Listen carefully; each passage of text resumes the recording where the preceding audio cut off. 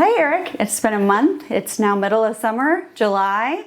And so how's it been going? Going well. Hard to believe that it's already been a month since we were last year visiting a little bit. So, yeah, time is flying.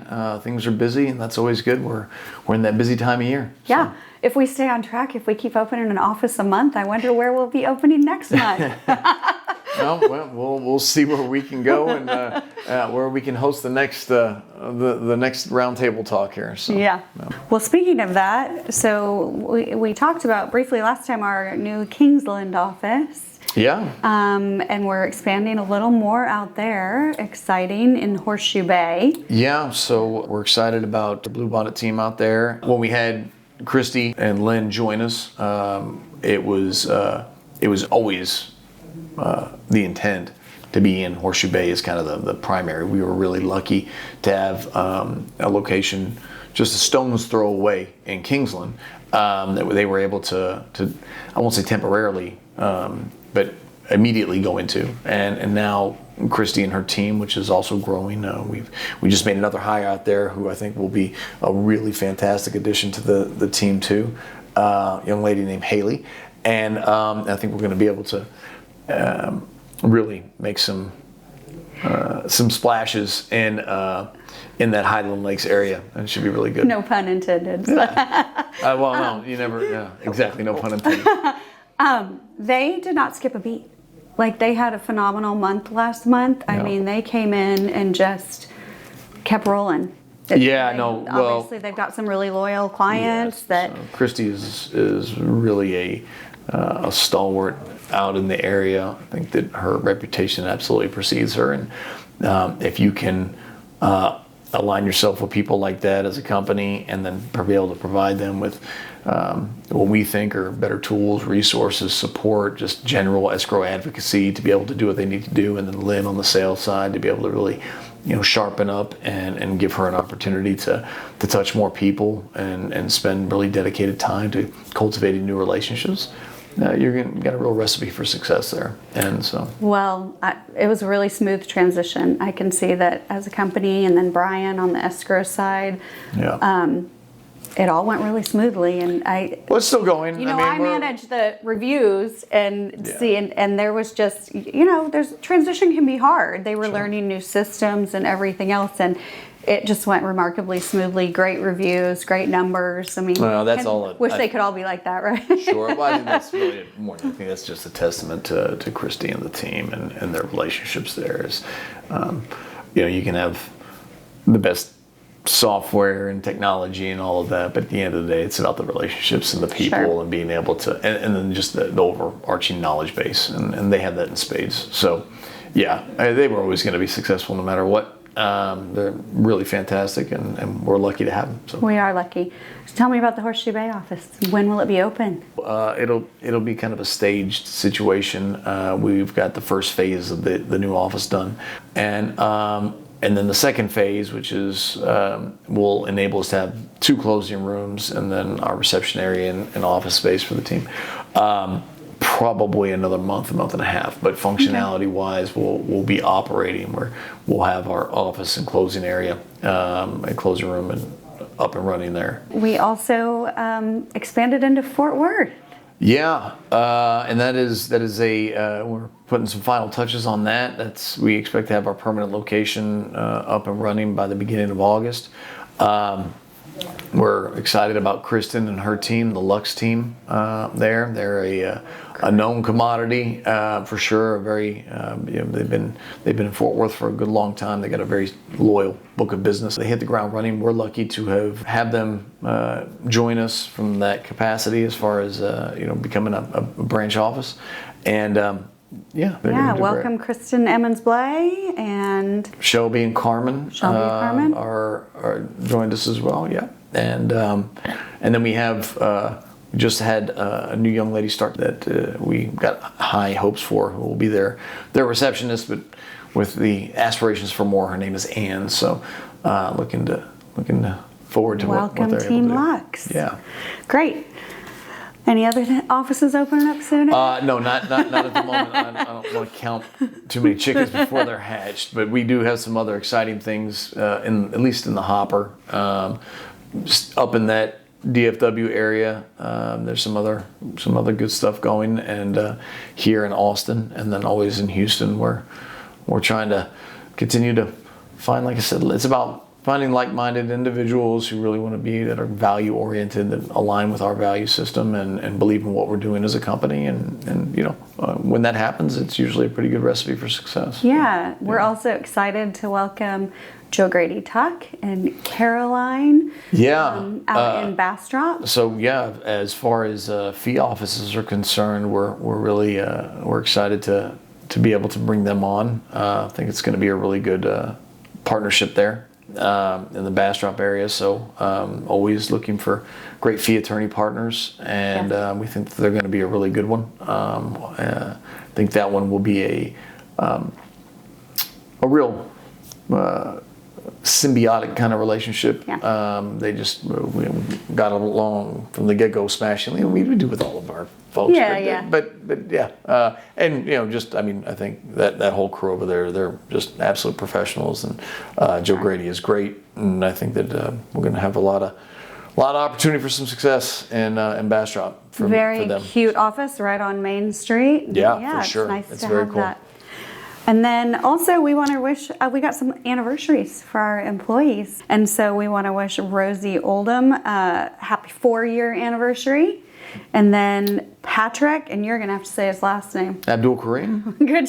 Oh, yeah. 2 years with us. Yeah. So he's fantastic. He's a great sales guy, really grown with the company. It's exciting to see him. Like, it's hard to believe it's been 2 years, and recent father. So that's right. He's gonna be a great dad.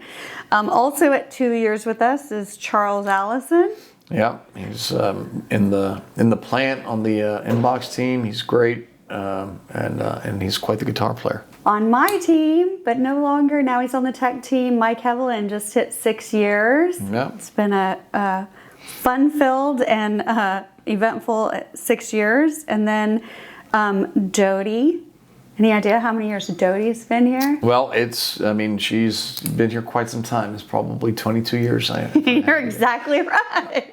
So, but if you ask her that, that's not possible, because she's not that old. That's right. She can't be.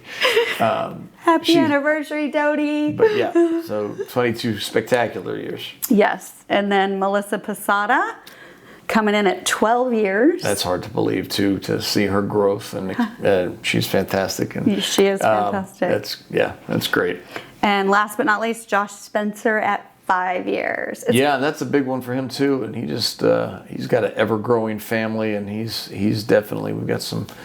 Yeah, it's really good to see Josh grow. I was just thinking how many Patten kids are on this list. Patrick just became a dad. Mike became a dad while he's been at Patten. Obviously, Dodie became Dodie's a grandmother, yeah. But she's not called Grandma. She's called Honey. Honey, that's right. And then Melissa Posada. Yeah, she has 3 kids. 3, and Josh, 2. Wow.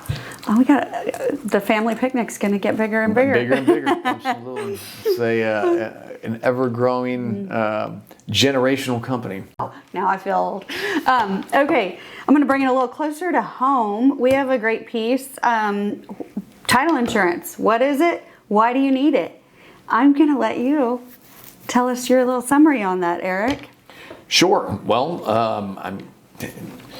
first of all, if you want a loan in the state of Texas, you're going to have title insurance. Right. Mortgage lenders are going to require it. But just as a general rule of thumb, there are a lot of folks who want to do cash transactions and feel that maybe it's not a necessity to do a search and to make sure that they are buying some sort of insurance. They think it's cost prohibitive, or they just don't want anybody, slowing down at their quick deals. But we're of the position that it is critically important. You never know when you're going to stumble across something that could challenge your chain of title. And the thing is, especially with title insurance, and it's probably most likely, especially if you're just not if you're outside of being a real estate investor, but if you're just general public buying and selling a home, and it should be no question. It's your single biggest asset typically, and you want to make sure that what you're buying is what you think that you're buying, and that you can you can leverage that asset for whatever you need, that you can pull equity out of it, you can sell it if you have to sell it. You need that insurance, and it's that peace of mind that comes along with it. But also as real estate investors and people who do lots of transactions, we're talking about use the word generational a moment ago. Is it when you have these generational properties that are being sold, folks are trying to sell to help utilize equity in a home to take care of mom and dad, or have inherited something. It's really important to make sure that those things are exactly what you think they are, and that whoever's buying them, specifically the buyer, is getting what they expect to get, so that they can build on it or rehab it or leverage it for what they need to do. And the way that you do that is you take the time ahead of time and you make sure that you buy a title insurance policy. That is at the core why. It also shines a light sometimes on some things that you didn't know, like property taxes. Maybe if somebody's passed away, they haven't removed an exemption in quite some time, and the rollback taxes and things of that nature. So there's breaks in the chain of title. We thought that these heirs were going to get it because there wasn't a will, but it turns out that there are other heirs that are from the other side of the family that actually have a claim to the property. And so all of those things need to be flushed out and identified prior to selling a piece of property. If you're going to buy it, you want to know that, and that's why you should insist on getting a title policy. And then the same for the seller's standpoint, is they want to make sure that they have the peace of mind that this is not going to come back to them in any way, shape, or form. Right. I think also when speaking about insurance, sometimes people don't realize that title insurance they're not going to be charged the premium year after year. It is a one-time cost that stays with the property for the life that that person owns it. It is less than 1%, but it sure is this. You mentioned earlier that people's homes are their biggest asset, their biggest wealth to pass on. And so sometimes that property, insuring it at the cost of less than 1%, a one-time premium charge while they own the property, it is valuable. It is worth the investment. And then additionally, rates have actually gone down. So I know for my homeowner's insurance, my auto insurance, it just seems to go up.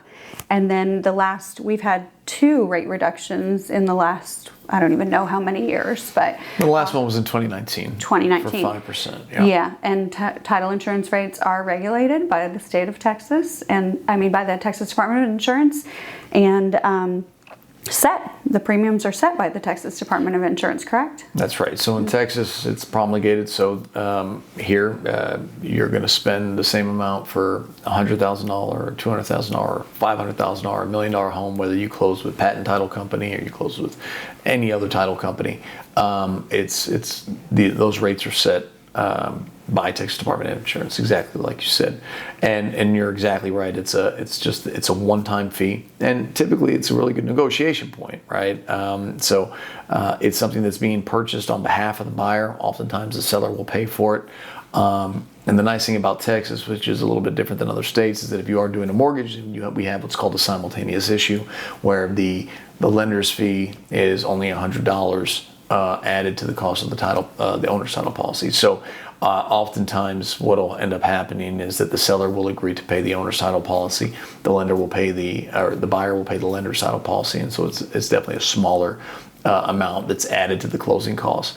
But at the end of the day, it's that peace of mind for the owner's title policy that matters for the new homeowner, to make sure that what they bought is what they thought they were buying. So it's a great negotiation point. It's oftentimes something that you can the seller will pay for. You can split between the buyer and the seller, but it is definitely a worthwhile product. And at the end of the day, if you're getting a mortgage, which most people do when they're buying, you're going to be required. You're going to be required to get it. So you don't have to get the owner's title policy, right? That's something that folks don't necessarily realize. You can opt out of it, but because of Texas and the simultaneous issue, they make it really silly not to. You get it, and then you only have to pay the $100 for the lender's fee, as opposed to if you were to opt out of an owner's title policy, you would have to pay the same calculation on just the loan amount. So Yeah. it becomes a win-win and kind of a no-brainer. I think so. But I think really to the point that it means that it hits home more than anything else is if you are a real estate investor, if you are someone who buys and sells property a lot, you get this false sense of security sometimes. I don't need to do that, or you're trying to make deals work, and that's inevitably when it can come back to get you. We just had a situation, ironically, where a friend of mine reached out and said, "Hey, would you look at something for me?" I have a family friend who bought a piece of property down in the League City area, and they had bought it cash from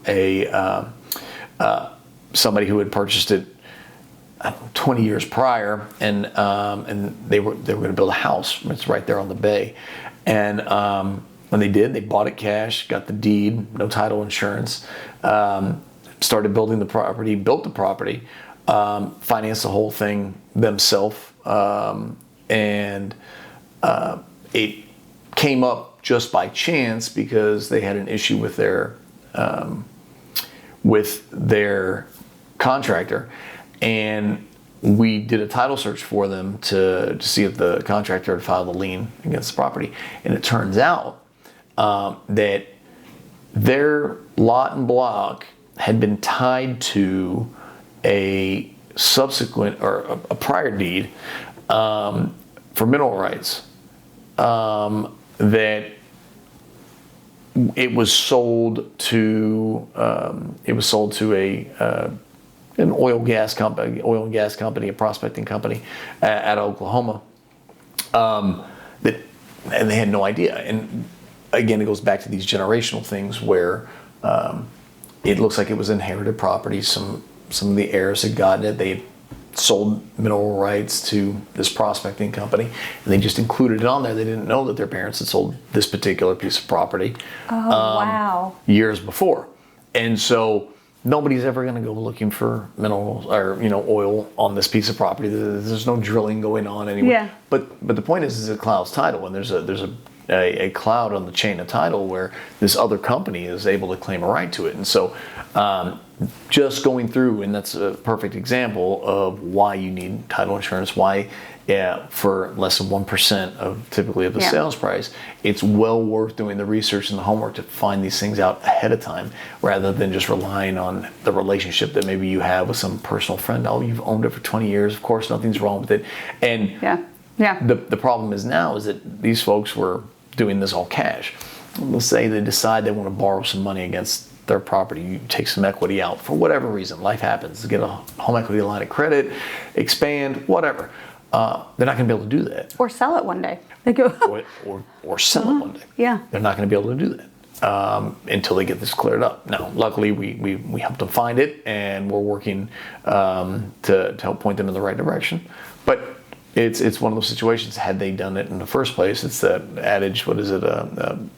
Ounce of cure is worth a pound of prevention. Yes. Excuse me. Get the flip. That.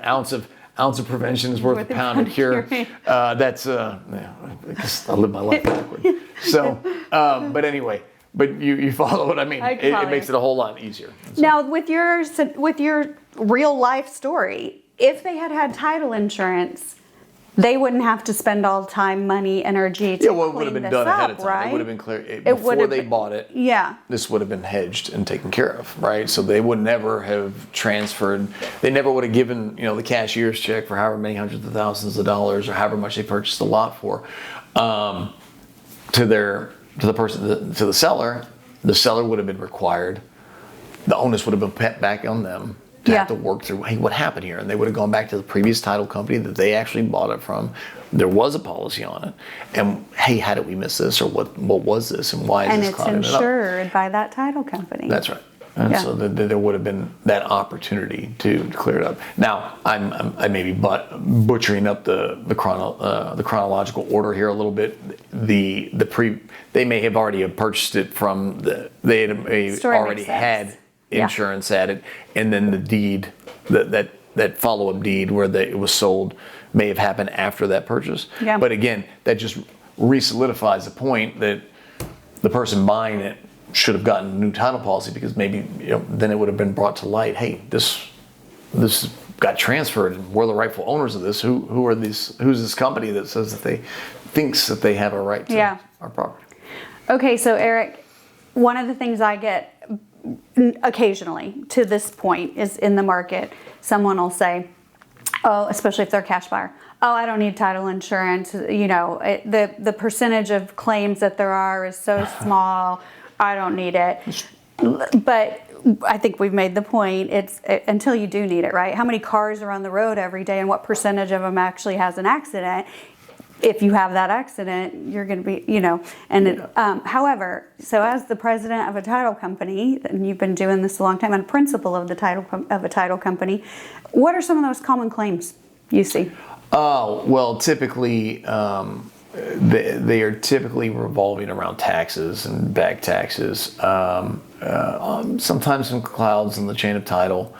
But usually it's more along the line of simple tax-related items that need to, be cleared up more than anything else. Your comment is right and shouldn't be discounted. Claims are relatively low in this business, right? It depends on the type of transaction that's going on, and where you see most of the claims are going to be in like generational types of properties where they're handed down without wills. There's no probate, or you're going through certain amount of heirs trying to. That's where you find those kinds of challenges. Often, other times that you find title issues, or when it comes to like building lines and setback lines, easements, things of that nature that could cause that were not paid attention to or identified during the buying process when a survey was being done, that maybe restricted the plans for a piece of property, and then that owner's like, well, I wanted to do something, and they can't do what they intended to do because they didn't know that they're not going to be able to build this far or whatever. Yeah. So those are more of the typical types of issues, because we are getting ahead of it, and the claim rate is low. The issue is that this isn't like a recurring, like a car accident or even a house claim, where you pay these premiums year over year over year. And let's say you needed a roof, and it's a $20,000 roof, and you have a $5,000 deductible, or it's a $25,000 roof now, or whatever, and you have a $5,000 deductible or $2,500 deductible, and you end up getting basically the entire cost of the roof back to be able to pay for it, right? Okay. Or it's a car accident where it's $3,000 or $4,000 worth of damages, and the insurance company takes care of it in full, right? It covers.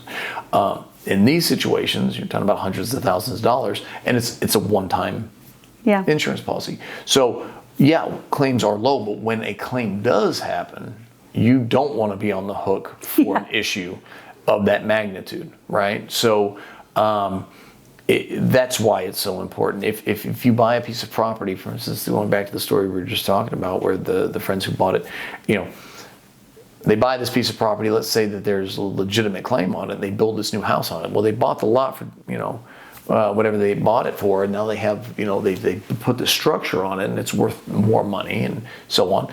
And mind you, their title insurance products to get coverage. If you buy a lot for $50,000 and then you put a structure on it, and now it's worth $500,000, then you can go and buy the gap there for the new the improvement, and have the owner's title policy coverage for more to keep you from what I'm about to say.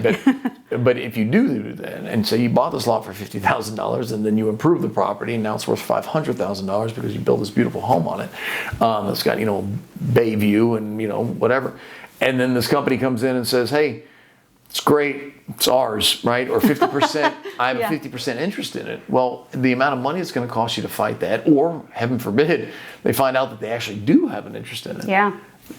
Can you pay that? Well, or can you buy them out of it? Right? Yeah. Can you buy out that $250,000 in equity? The level of claim is, and so when you put it into perspective, buying a product, a one-time product, at less than 1% of the sales price to insure against those sorts of things happen. And granted, we as the title company are going to do a lot of the legwork and get to the point where it's 97 or 98% sure that nothing is going to happen on this, right? Yeah. It's a pretty strong probability that you're never going to hear from it again. But isn't that peace of mind worth it for a $500,000 claim or a $1 million claim or whatever it may be? And that's, kind of the essential nature of what we do. The other part that gets oftentimes very overlooked, and just from a kind of a community service aspect, more of a large scale view, and this is something that TLTA has done a really good job of shining a light on, is we collect an amazing amount of past due monies for whether they be court cases, child support liens, IRS tax liens, outstanding monies sometimes that are owed to individuals, sometimes that are owed to companies, sometimes that are owed to government agencies, whatever, taxes that moms or single parents that that are owed money that would otherwise not be collected for.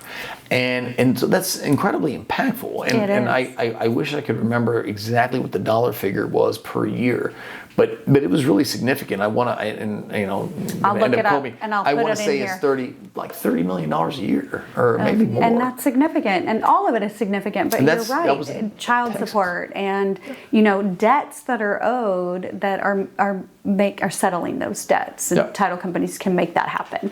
So it's not just about the insurance. Well, yeah, that's right. Well, I mean, it's just about it's just making sure that other people aren't left in a bag too. You mentioned the gap, but I just want to say we will link to it, and it's on our website. But next month we're going to talk more about endorsements, the optional endorsements to title insurance. Won't do it today, but stay tuned next month for a deep dive into that.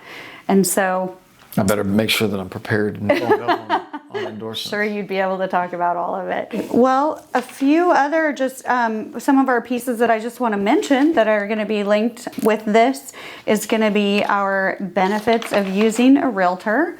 And then things to ensure you are covered with homeowners insurance. That's a new piece. It's got some really great details on it.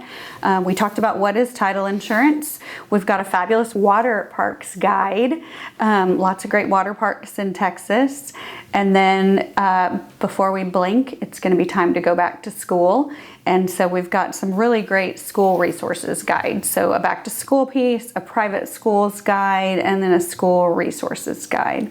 So all of those are available at pattentitle.com. Well, thanks, Eric. This was fun. Always is. Thank you. Yeah.